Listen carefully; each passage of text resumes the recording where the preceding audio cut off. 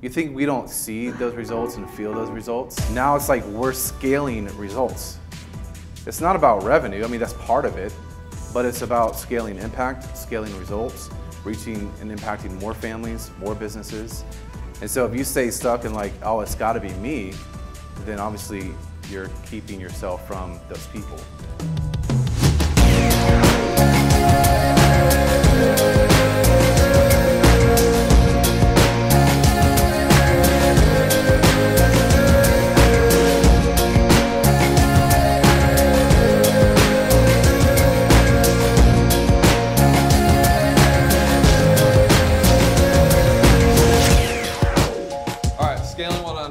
Offers. Anybody worried about scaling your fulfillment? Hands up. Cool. Now, if you're a service provider, you're not consulting or coaching, now put your hand up. Okay, cool. So, scaling, if you're a service provider, looks different, in my opinion, than scaling if you're a consultant. So when do you make the switch to video/group coaching? Yeah, I guess basically like not doing a service anymore and just teaching the service with, weekly calls and videos. Well, like if you want to get past like probably 40K a month and you don't want to hire a bunch of team, then you would do that. Okay, so should I start doing that now then? Because that's where I want to be pretty soon. Yeah. Yeah. Are you taking equity deals? Yeah, we're doing commission on the back end. Equity is a different game because you can actually get past 50K a month with equity that you can't with like just a copywriting package. But if you write a package and you take a percentage of their sales, then you can kind of get past that. But like, what do you want to be at? 100K by December. You need to switch.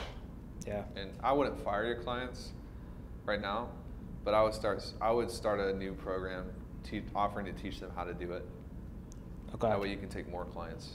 In terms of pricing, where would you put that if you were starting out with that first, I would like video program? Maybe beta at like 4. Okay. And just be like, this is like 5 clients are going to get this at 4, and then that's it. And then we're going to 8. And that's pretty much 8 weeks video plus weekly calls or bi-weekly calls, or what's you can the do it a million process? different ways. It's whatever your clients need to get results. It's like for the longest time, we just did 2 group calls a week. And then I blew everything up and we just changed everything because I felt like we needed to. So it's like whatever you feel like clients need to get results, you do that. Mm-hmm. Okay, cool. Which doesn't mean that if a client is unhappy, you're like, oh, I just changed. Like, you're always going to have a client that's unhappy. But if it's a repeating thing, and it's like, oh man, this is a good person, and they're like not getting results, then you've probably got a systems issue on the fulfillment. Okay. What's your average client value right now on your services? Well, our 2 are actually monthly retainer, like 2 of them are, and they're $6K a month. The rest, the new ones are like around 12,000 total over 8 weeks. And then how much time does that take? 10 hours a month. For those clients? What's versus that? For those current clients? Yeah, well, one's different because one we do everything. We do like direct mail, radio, TV, everything. So that's a lot more time. But the main ones are just direct mail, and that's like 10 hours a month. So it'd be interesting to know like the actual value of that client per hour. Okay. Because they might be taking up like 60% of your time. And we had this conversation with someone yesterday where like you think maybe it's a big contract, but the actual time that it's taking you, it's not worth it. Like what if you were able to recapture 5, 10, 15 hours a week to where you can put into the new offer, for your consulting. Mm-hmm. That's a massive key, is understanding, like identifying where you're at in your business and what you should be spending your time on. And it's interesting, even though something's generating revenue, it might not be the best use of your time. And this is for you because I think you're a little bit further ahead than some people, but I would keep that in mind. Yeah. Like what if you're able to give 20 hours a week right now to the done with you offer? Mm-hmm. You could be at 100K, October. Yeah. Especially with an offer like that, it's super hot. Mm-hmm. I mean, is there a certain number you guys look for in terms of like, hey, like I'm charging 10K for the offer. I expect to spend like 5 hours a month. I mean, what's like the, Well, he's actually, is there a number? He's actually getting into economics right now with you. So you want to make 100 grand a month, you need to actually charge $625 an hour at the minimum if you're working 40 hours a week. All right. What you'll probably do is you'll probably do this analysis, and that person's probably not paying you $625 an hour, probably. So that gives you an indication that eventually you're going to have to let this client go, or up their retainer so that it fits into your economics. And then if you have team, like, let's say you have to pay out 2 other copywriters, and you pay them a combined $10,000 a month for their 100 hours or whatever, then you've got to subtract that number from your 625, and then your hourly rate needs to bump up to make up the difference. Make sense? Right, yep. So then you know what your pricing needs to be. So basically look at the actual net profit to me. Yeah. And then multiply to get what I need in terms of the total package value. Yeah. So what people want to do is they want to like have some formula for what the market will pay, but the market will pay anything you tell them to. That doesn't mean you manipulate them and just overcharge because they'll do it. If you look at like Amazon can lose money because they want to actually grab the whole market, and they did. Nobody can get into the US market with e-commerce anymore. Amazon's the biggest because Jeff was willing to tolerate the pricing being so low for so long. And now he has the whole market. Well, what if he was just like, well, I want to make money? Then somebody else came in and competed with him. And he learned this from Sam Walton, who went in some cities and forced stores to discount, and then Walmart took over the market. So what you want to do is, if a competitor comes into your market, what you want to know the number, like what's the lowest I can tolerate that I'm willing to go to and still have all of my other goals met. And then you probably want to charge that. So I can tell you with ClientKit, like, we actually don't make as much money as you think we do, because camera's expensive as hell. And Adam and Ben wants to get paid for some dumb reason. So you got to sub out all those costs, and we're booking the events and paying Charlie for coffee. So you get to the end of it, and it's like, okay, we can tolerate a certain amount of money. We would like to be up here eventually. So the way we're going to do that is we're going to build out better and more and higher value in the back end so that you guys stick around. Nobody's staying in Elite because we're just like, give us more money. How do we make Elite better? How do we make you more money? How do we innovate value on the back end? But we're going to tolerate the lowest amount on the front end that we can, so scoop up the whole market. Yeah. So that's how you want to set your pricing. If you want to take over. If you just want to make a decent living, and then that's different. But we want the whole market. That's why the members are $7.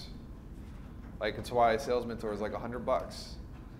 And people are like, why are you charging so little? And it's like, I'm going to actually discount it more. Like, I want the whole market. That's how you set your pricing. Does that make sense? Yeah. Dude, that was so good.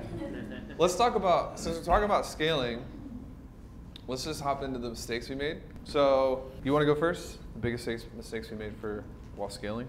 I think one of the biggest mistakes we made in scaling, if we're talking about traffic in marketing, is optimizing. We built a funnel one time, like 10 years ago. No, it wasn't 10 years ago. You guys were supposed to laugh at that point. Thanks for that, but no, when we first launched the business, we're still running the same webinar. And one of the things for you to be successful and be in the game for a long time is being aware of where your market is, right? How many other people have come into the market, stolen our stuff, ripped off our languaging?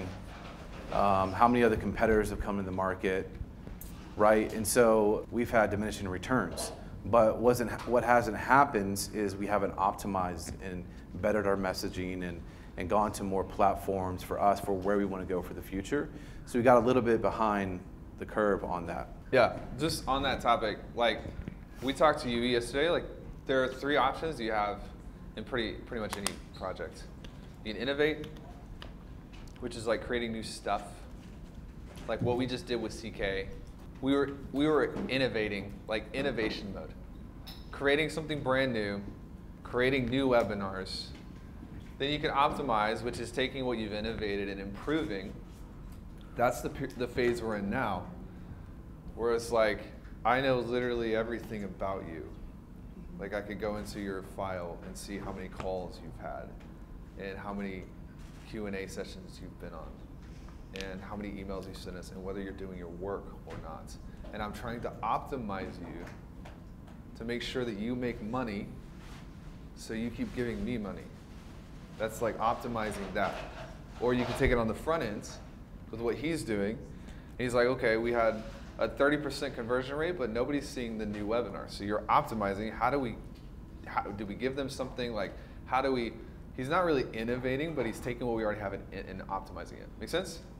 Then you can replicate. So you can take something that you've already built successfully in one area of the business and you move it over into another area of the business. What most people make the mistake of when they scale is they innovate, get some cool results, and they either get in this like loop where they just can't escape innovating, or they just skip right on down to replicating. You're like, I can freaking start 8 new businesses. But nothing's optimized. So somebody else who knows this process is going to come into your market and steal everything from you. You know what I mean? So you have to be able to know where you are in this phase. And I think the biggest mistake we made is we just replicated in a million different things and deleted our focus. We never really optimized anything at the beginning, and we stopped innovating. We didn't innovate. You should be hitting these routinely every quarter, like clockwork, just going through every quarter. Not every day, because then your bandwidth is going to be crap. Maybe not every week, because sometimes you got a big project you got to finish, but every quarter you should have something you're innovating, something you're optimizing, something you're replicating. If it takes you longer than a quarter to optimize something, you're probably doing these at the same time when you shouldn't be. And you see what I'm saying? Yeah, the thing about this is I think our innovation was so good that we were able to squeeze the juice out of it for a really long time, but then we got behind. And so with our scaling, it was very inefficient, to where we're just not keeping as much money as we know that we have the skills, talent, and ability to do. And so that's where the continual innovation optimizing comes into play. And then based on where you are, where you want to go, you know, that depends on if you're going to replicate much or not. So if you're only at 30 grand a month, you know, there's not a lot you have to do. When you're optimizing, what does that cycle look like? So in the example of the webinar that wasn't working for you guys, now how long is that turnaround in optimizing the webinar? Do you keep ads running the entire time while you're fixing the webinar? What's the process look like? So it depends on where you're at, where you are in your business in regards to how urgent it is. So obviously we had things that were working, and so we didn't have the urgency to continue to innovate and optimize. We were just so concerned about bigger numbers and more revenue and, you know, all that kind of stuff. And that just gets old. Like it literally just gets old, making 500 grand a month. It's not a braggy thing, but it does. When it gets to a place where it's not efficient, and you're like, why am I doing this? And you know, you have stuff it's working decently, but you know, it could be working a lot better. And you're just pissed off. Well, we talked about it this morning actually while waiting at Starbucks. It's like, I was just thinking, like, man, why did we get stuck? Like, cause you see us like now, and it's like those guys probably never get stuck. But we got stuck for a year and a half, like kind of in the same place. I was like, the thing is, like, you have to be careful because, like, for me, it's like, man, what if we never grow past this? Like, our lives don't suck, you know? Like, it's not like we're gonna be like, man, how do I buy this house? Or like, so we have to actually, like, Cameron's gonna talk about this tomorrow. We have to engineer that. Like, we don't get the privilege anymore of just like our natural environment forcing us to do the right thing. We have to like actually make shit up and engineer it, almost to create this our own pain vortex, like what Cameron was talking about. Like, and I think that part of it is like, if you think 70 grand a month is like pretty good, you'll never get above it. If you think 500 grand a month is pretty good, you'll never get above it, because we actually only push past like the lowest that we can actually take, like the lowest we can tolerate. And so we've had to kind of work a lot up here to force ourselves, like, dude, you know, $500,000–600,000 a month is really pitiful. Like, it's awful. And like our kids are going to be starving and like, you know. And it sounds really loopy. So here's the thing, if you don't have in place it's not working, then it is the thing you work on. Yeah. You don't do anything else Right. until it's hitting your numbers. Yeah. And like, so like, perfect example, right? Like, you're talking about this, like the webinar is not working for me, but everything else is in line. Like, I just keep those ads running and just like, Yes. do something in 2 days, right? Like, put something new up in 2 days. Like, just keep doing it fast. Or a day. Or a day. Yeah, it is all about 2 days. speed, but I mean the advantage that you have being in UE is access to like look at what's going on. Right. And getting very down to the studs. But for us, like with our own funnel, we are rebuilding everything, and that is the thing that is stopping us from $1 million and $2 million a month. So, Funnel. well, for other things that we want to launch and put into market. Just the mechanics. Yeah. But yeah, it's end of July is our deadline for us and what we have going on. Which might as well be tomorrow. Yeah, because we have so much other crap we have to deal with. Right. And that's the thing, it's like, it's so easy to get pulled off to things that just at the end of the day are not the most important things. So if you're at a place in your business and you don't have the opportunity control set up and you're doing other things, you have to like be very, very, very disciplined to focus on that, get it working, get the numbers, all the economics working for you, because that's going to give you the bandwidth, that's going to buy you the time to go spend on those other areas of your business, whether it's fulfillment or team, whatever it might be. You have to have that opportunity come into your business and know that every single month I'm going to have X amount of applications that hit my numbers, and if you're not on target with those numbers, that's what you focus on.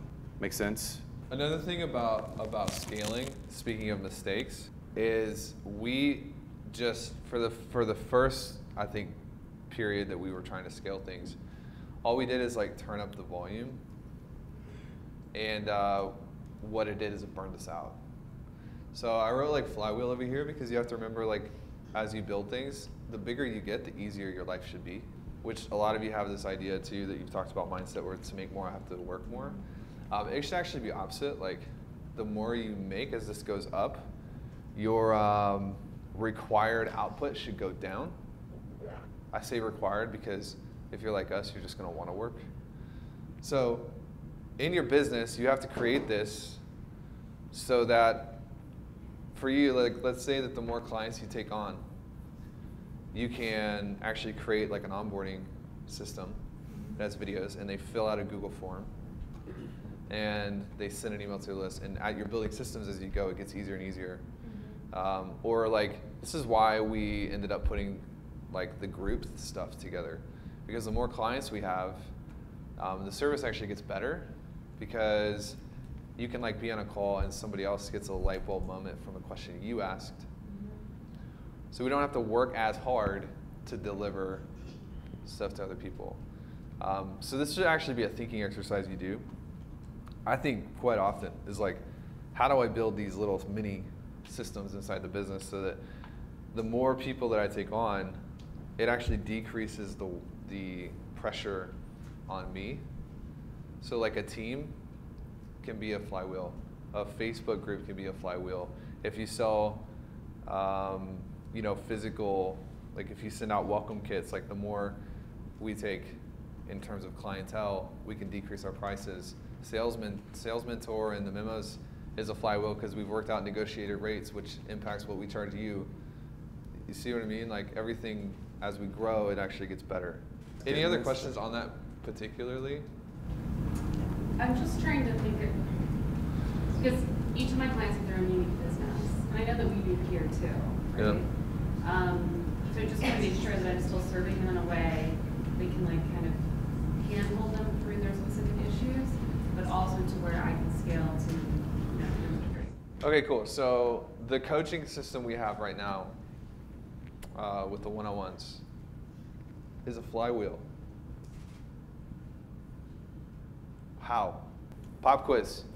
Specific expertise, they're going to see patterns better There you about go. problems. They're deeper in their respective expertise. Yeah, Okay. and so because of that, you'll be able to then optimize those specific areas of the business. Yep. What else? Anybody? If we hit 80 clients, I can hire more of them. If we hit 120, I can hire more of them. And the more clients we take, the revenue is actually dispersed out for getting 6 of Cameron's. And if 1 of Cameron can do what he's done, what can 6 of them do? So the product gets better as we take on more clients. This is why people will get all messed up about scale.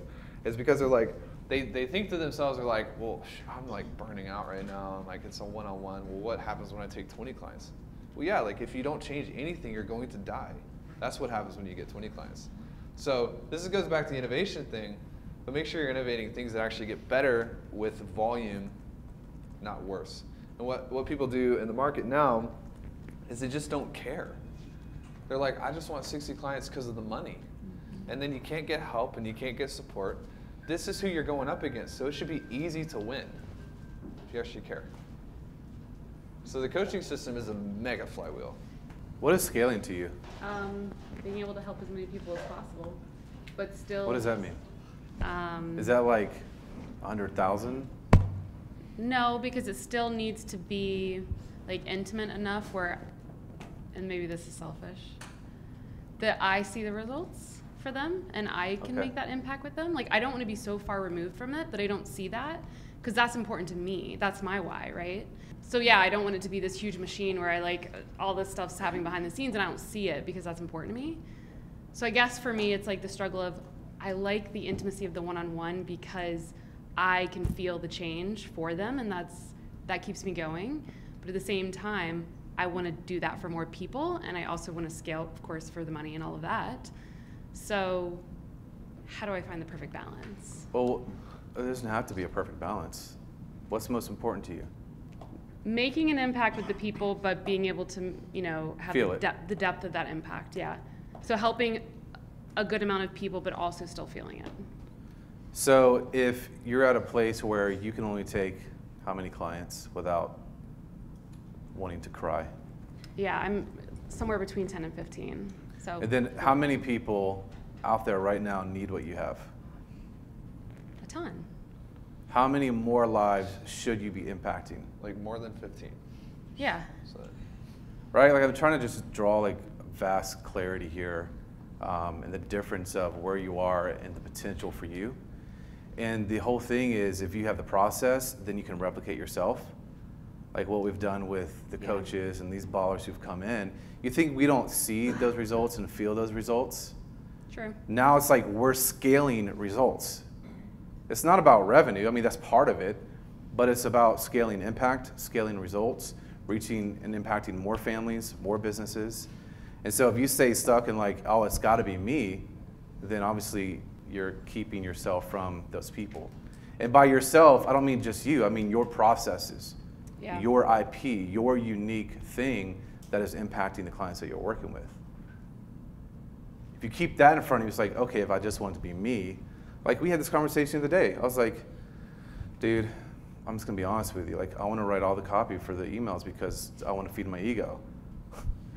Because I want it to be my emails. But so stupid. But I mean, Taylor never deals with ego issues, it's just me. It's called confidence. But it's like that's gonna draw us out past July 31st. That's gonna take a long time. And so I've got to go out and bring other people in and use my unique ability to build the strategy and just coach with these guys who I'm bringing in to write emails for us, right? So you got to get past a place where it's about me. It's like, what about them? Especially knowing the impact that you do make and the change that you do bring. And that for us, like I get overwhelmed by all the case studies. And I'm like, I want that. I want that more and more and more. Like I cannot keep up with all the case studies that are coming into the group, that are posted on the Tank page, because impact begets impact, right? And you just get to this place where the more impact that you make on people's lives, the more confident and bulletproof your belief system is in yourself and your process, your offer, and what you do. So if it's like ever a rare occasion where I get on the phone with someone, my confidence in regards to sales, and it would only typically be UE, it's extremely strong. Like I have not 1 ounce of doubt that we can help someone if it's, they have the right things. How do you guys trust people with that? Like, that's, you're taking a lot of your business and giving it to other people. Maybe that's a control issue with me, but how do you take that kind of responsibility and put that on other people and feel good about those Well, it's people not, getting the it results? doesn't really come down to trusting people. It's typically, a lot of times, just gonna be your fault for being a bad leader. You recognize what it takes, like the things that are needed to get someone results, right? And so, I mean, we're talking a little bit kind of on the team stuff, but if you know and you assume that people are gonna mess up, it's just how often, right? And you have a limit. Yeah. And that's a whole bigger topic to talk about that we have a lot of experience with.